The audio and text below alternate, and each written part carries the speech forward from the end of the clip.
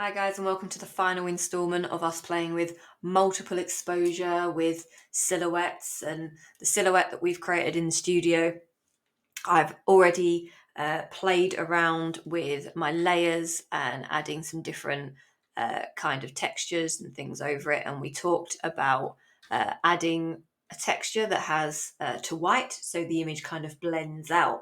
Well, now let's look at the opposite of that. Now let's look at seeing if we can continue the image outside of our silhouette.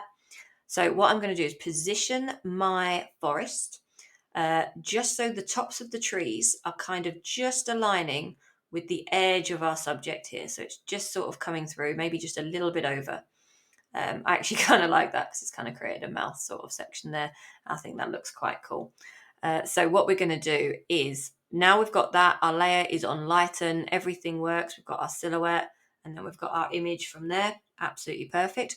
I'm going to duplicate my layer. So I'm going to do that by hitting Control J.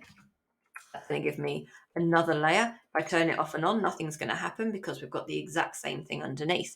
Now, what I'm going to do now is I'm going to put this on to, we could go on to normal, darken, sorry, not multiply, and they will all work on the same.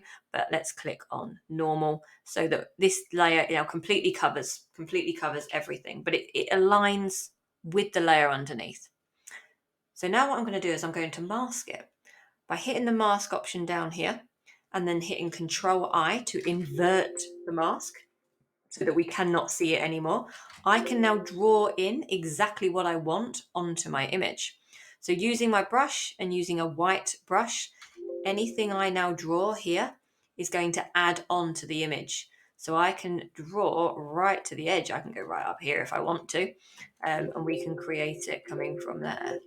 Why are you making noises? There we go. And we can come from there. So let's turn the hardness up and we can draw it up from there.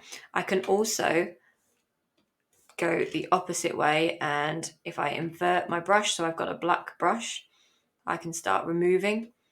And if I want to bring it back down to this ponytail and have it coming down that kind of way, I can bring that off too, depending on how I want to finish it.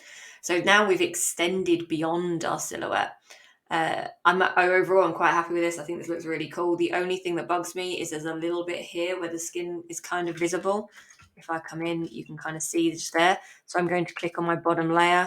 I'm going to click on my burn tool and I'm going to darken that area so that becomes a bit more of a pure silhouette in any of those gaps.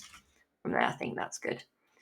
So if I turn that off and on, you can see that we've added on that extra little bit of forest coming out the back, giving us an even cooler kind of effect.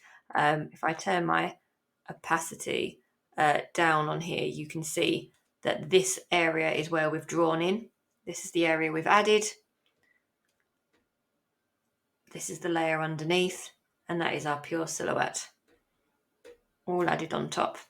Can't wait to see what you guys are going to create from this. I think it's a really fun technique to play with.